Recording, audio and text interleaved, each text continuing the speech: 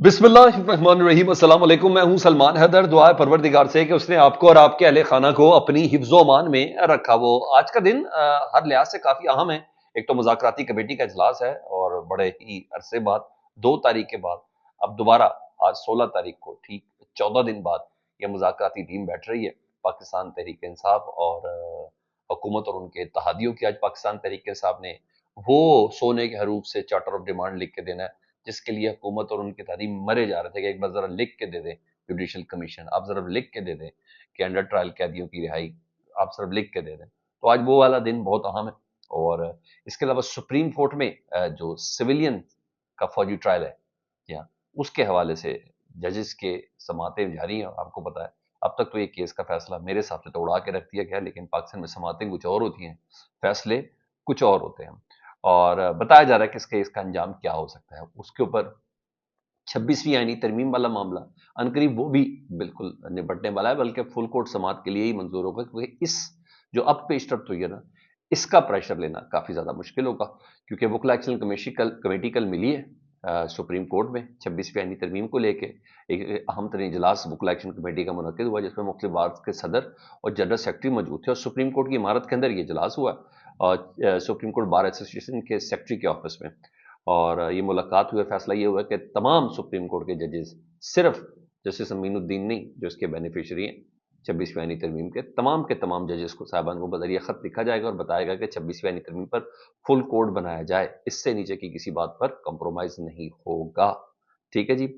और कि जो जब ये समात हो रही होगी फुल कोड की तो इसको टीवी पर बराह रास्त नशर किया जा सके। और इससे पहले चीफ जस्टिस से आज मुलाकात का भी इम्कान है इसके हवाले से। और आज वकला कन्वेंशन की जो तहरीक है कन्वेंशन, उसकी तारीख भी आज अनाउंस होनी है, तो इस लिहाज से ये अहम है। दूसरी बड़ी चीज, क्योंकि मैं उसको इतना सीरियस नहीं ले रहा था कि यार चले जस्टिस मंसूर अली शाह साहब ने वो टैक्स से रिलेटेड केस था, कस्टम टैक्स के रिलेटेड कोई केस था, तो उस पर उन्होंने ये रिमार्क्स दे दिए। लेकिन नहीं सर, जो किया गया है, जजेस दौड़ा दिए गए हैं जो, वो बड़ी बात है। इसका मतलब है कि आज का मामला दिन हसास है। सॉरी, शायद मेरी कम अक्ली थी, मैं नहीं समझा कि मैं समझा कि मंसूर अली शाह साहब ने बोला कि 26वीं आईनी तरमीम पे जुडिशरी के अदलिया के इख्तियारात ले लिए जाएं, ये किया जाए कि है क्या हमसे हमारे इख्तियारात लिए जा सकते हैं कि आईनी फैसले सिर्फ वही जज करेंगे, हम नहीं कर सकते। ये तमाम चीज़ें उन्होंने सवाल उठाए थे ना। तो 26वीं आईनी तरमीम के हवाले से तो यहाँ आज ये मामला है कि आज जस्टिस मंसूर अली शाह साहब ने ना इस मुकदमे में फ्रीकैन से सवाल पूछा था 26वीं आईनी तरमीम में और सुप्रीम कोर्ट के इख्तियारात से मुतल्लिक। क्या 16 तारीख है, उसमें आप जवाब दें। तो आज 3 रुकनी बेंच है जिसने समाअत करनी है और आर्टिकल 191A आइन का जो है उस पर हुक्म इम्तना अगर जारी कर दिया जस्टिस मंसूर अली शाह साहब ने, जिसका लग रहा है कि करना है उन्होंने, और अमल दरामद रोक दिया 26वीं आईनी तरमीम के ऊपर, तो सर ये बड़ी बात हो सकती है, क्योंकि ये जुडिशियल ऑर्डर होगा और इसको किसी एग्जेक्टिव ऑर्डर के जरिए ख़त्म नहीं किया जा सकता। आईनी बेंच भी फौरन रोक देगा अपना काम, क्योंकि इसकी तकलीफ और हरारत का आलम यह है कि रात को ये 3 रुकनी बेंच है ना, जस्टिस मंसूर अली शाह साहब की सरबराही में जस्टिस मुसरत लाली और जस्टिस इरफान सादत साहब ये कर रहे थे। रात को इरफान सादत साहब को अलहदा कर दिया गया उस बेंच से और जस्टिस अकील अब्बासी साहब को शामिल किया गया। तो फिर आप अंदाज़ा लगा लें कि अंदाज़ा है कि आज कुछ भी हो सकता है। जस्टिस मंसूर अली शाह हुक्म इम्तना दे सकते हैं 26वीं आईनी तरमीम के हवाले से। अच्छा, ये तो चीज़ें होगी दूसरी वाली जहां ये थी। इधर इमरान खान साहब, अभी मैं इस्लामाबाद हाई कोर्ट भी आऊँगा, लाहौर हाई कोर्ट भी आऊँगा, आपको बताऊँगा आज किस किस लिहाज से अहम तरीन दिन है। इधर इमरान खान साहब बहुत ज़्यादा कहते हैं विजिलेंट हो गए और बहुत ज़्यादा एक्टिव हैं जी। GHQ हमला केस पे समात के हवाले से उन्होंने वकला से भी बात की, साफियों से बात की ना, तो उसमें जो मेरे पास खबर थी बिल्कुल ये थी कि शेख वकास अकरम साहब को डांटा उन्होंने। उनको बताया वली अमीन गंडापुर के नहीं, पूरी जमात के तर्जमान वली अमीन गंडापुर को कहा है कि जरा मौलाना से मुतल्लिक थोड़े एहतियात से काम लें। मैं इधर सारे अपोजिशन इकट्ठी करने लगा हूँ और आप ये कह रहे हैं मौलाना साहब के साथ धोखा हो गया और ये हो गया वो हो गया, जो चीज़ें भी वो बता रहे थे। और फिर उन्होंने ज़रा हल्के की सियासत और डेरा इस्माइल खान की सियासत के हवाले से उन्होंने बताया था, तो काफ़ी उन पर नाराज़गी का इजहार किया। बल्कि इमरान खान साहब ने पोलिटिकल राब्ते भी तेज़ करने की बात की है। ज़रा मैं जल्दी से सुनाऊँ कि इमरान खान साहब ने क्या मज़ीद बात की अपने वकला से, जिसके बाद कोई जो कहता है कि शायद किसी किस्म की कोई डील शील वाली कोई बात, कोई प्रॉब्लम अगर किसी को समझ आ रही है, तो मेरा ख्याल है वो भी दिमाग से निकल गया। उन्होंने कहा पूरी पार्टी को सबसे पहले फवाद चौधरी साहब ने बात की थी, लेकिन इमरान खान साहब से इसके मतलब सही बोला था फवाद चौधरी साहब ने कि मेरी ये बात हुई है। انہوں نے کہا پوری پارٹی کو ہدایت کرتا ہوں کہ 8 فروری کو یوم سیاہ منایا جائے، اس کی بھرپور تیاری آج سے ہی شروع کر دی جائے۔ یعنی یہ صرف گھر میں بیٹھ کے سیاہ پرچم نہیں، پورا احتجاج ہوگا پورے پاکستان میں، اور جس شخص نے تحریک انصاف سے بلے کا نشان اور الیکشن چھیننے کی کوشش کی وہ تاریخ قبرستان میں گم ہے۔ جی ہاں، قاضی فائز عیسیٰ صاحب کی بات کر رہے ہیں وہ۔ اور چیف الیکشن کمشنر سکندر سلطان راجہ کی مدت بھی کل ختم ہو رہی ہے۔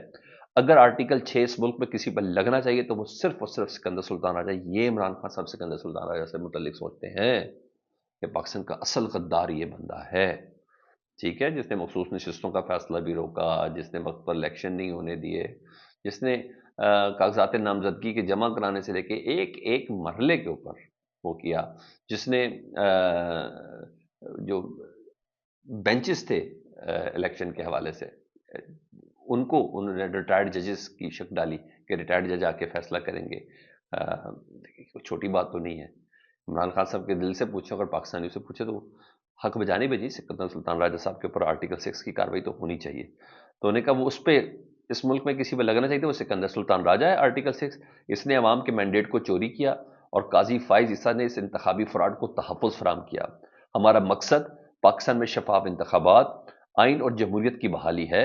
ہم چاہتے ہیں اس ملک میں جمہوریت بحال ہو اور قانون کی حکمرانی واپس آئے، ملک میں معطل بنیادی انسانی حقوق دوبارہ بحال ہوں۔ رہی بات سینیٹر اعجاز چودھری صاحب سے متعلق، عمران خان صاحب نے کہا کہ ان کے پروٹیکشن آرڈر جاری نہ ہونا قابل مذمت ہے۔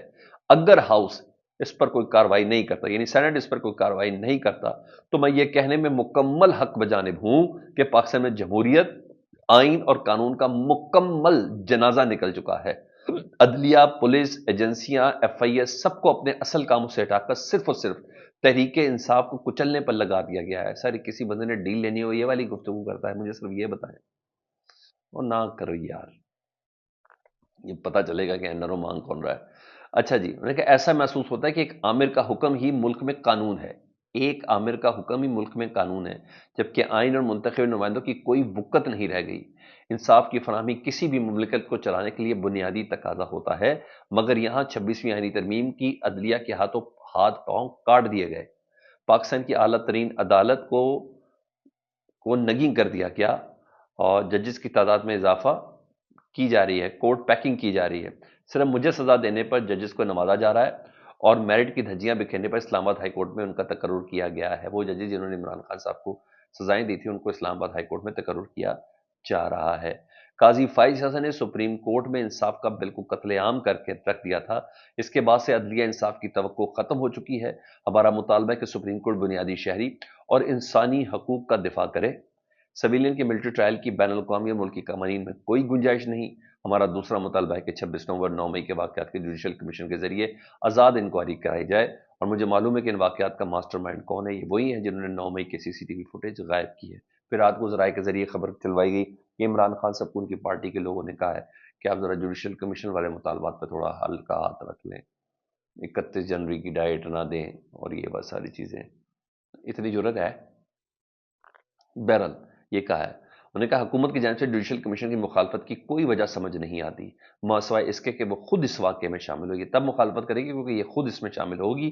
اگر مخالفت کی تو میں نے اسد کیسر اور عمر ایوب کو اپوزیشن جماعتوں سے رابطہ کرنے کی ہدایت کی ہے۔ اپوزیشن جماعتوں سے رابطے کر کے ان کے مذاکراتی عمل اور ہماری سیاسی پوزیشن سے متعلق اعتماد میں لیا جائے گا، تمام سے بات کی جائے، مولانا فضل الرحمان تک سے بات کی جائے۔ انہوں نے کہا فارم 47 کے تحت وجود میں آنے والی حکومت عوام کے دکھوں کا مداوع نہیں کر سکتی۔ پورے پاکستان کو بلوچستان ماڈل بنا دیا گیا ہے، اب آپ سمجھ جائیں، وہ ایک سیکیورٹی صوبہ ہے، انہوں نے کہا پورے پاکستان کو وہی ماڈل بنا دیا گیا ہے۔ جب تک بلوچستان میں منتخب لوگوں کی حکومت نہیں آئے گی حالات پرسکون نہیں ہوں گے۔ مزید انہوں نے کہا عوامی مسائل کا حل کبھی بھی بندوق اور فوج نہیں ہوتا، یہی معاملہ باقی ماندہ ملک کا بھی ہے۔ مجھ پر دباؤ ڈالنے کے لیے القادر جیسے جھوٹے مقدمات بنائے گئے، پاکستان میں جنہوں نے اربوں روپے چوری کیے وہی حکمران بن گئے، صرف اس لیے کہ انہوں نے ڈیل کی۔ نواز شریف کے بیٹے نے 9 ارب کا فلیٹ ملک ریاض کو 18 ارب روپے میں بیچا۔ سوال تو یہ ہے کہ نواز شریف کے بیٹے کے بعد 9 ارب روپے کہاں سے آئے؟ پاناما میں ان سے جو رسیدیں مانگی گئی تھیں وہ آج تک نہیں دی گئیں۔ قاضی فائز عیسیٰ کے ساتھ مل کر حدیبیہ پیپر ملز میں اربوں روپے کی منی لانڈرنگ معاف کروائی گئی نواز شریف صاحب کی طرف سے۔ نیب ترامیم بحال کر کے قاضی فائز عیسیٰ نے میوچل لیگل اسسٹنٹس کو قانونی حیثیت کو ختم کیا کیونکہ وہ خود اس کے بینیفیشری تھے۔ قاضی فائز عیسیٰ کی لندن میں جو پراپرٹیز ہیں اس کا انہوں نے آج تک حساب نہیں دیا۔ نواز شریف کے پاس 9 ارب روپیہ کہاں سے آیا اس کا ہم حساب مانگتے ہیں۔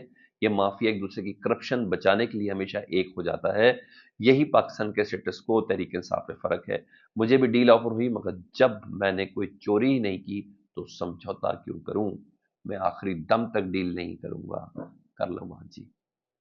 ہاں تبھی اس خبر کی بھی تصدیق ہوئی کہ واقعی ملاقات ہوئی ہے بیرسٹر گوہر صاحب اور army chief general Asim Munir صاحب کی، جس کو بیرسٹر گوہر صاحب کہتے ہیں کہ نہیں میری ملاقات نہیں ہوئی، لیکن ہوئی ہے chairman P T I barrister Gohar صاحب کی۔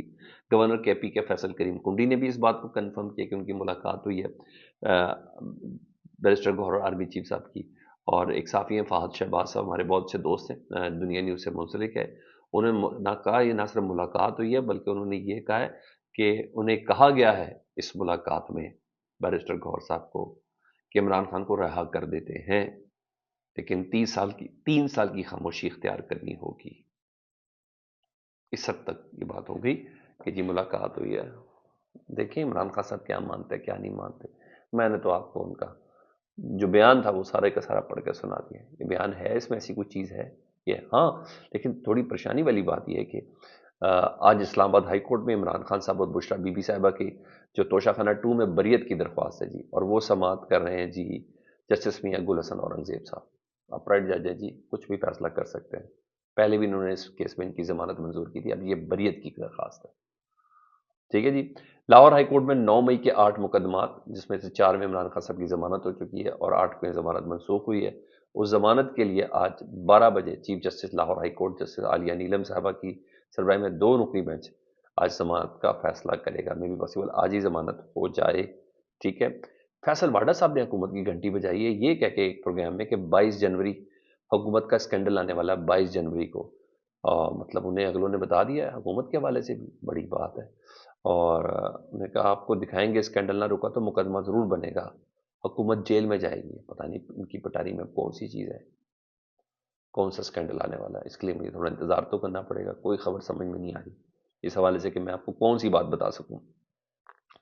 یہاں یہ چیز ہے، ادھر رات کو فیصل چودھری صاحب نے بتایا کہ انہوں نے کہا 9 مئی کو جو جی ایچ کیو ابلا کیس میں انہوں نے کوئی ثبوت سامنے آیا تو انہوں نے کہا ایک موبائل ٹیلی فون پیش کیا گیا جس کو فل سیل تھا اور اس کی بیٹری مکمل فل تھی۔ میں نے کہا حیران ہوں میں کہ 20 مہینے بعد بھی ایک فون کی بیٹری کس طرح فل ہے۔ انہوں نے بتانا چاہ رہے تھے کہ یار موبائل دے رہے ہیں اس پہ جو مرضی ڈال کے دے دوں، تو وہ بیسیکلی بتانا چاہ رہے ہیں۔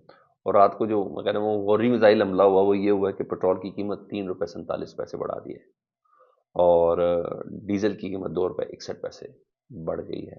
رات کو انہوں نے یہ کیا ہے۔ فیڈ بیک سے متعلق ضرور آگاہ کریں، اپنا بہت خیال رکھیں۔ اللہم صلی علی محمد و آل محمد۔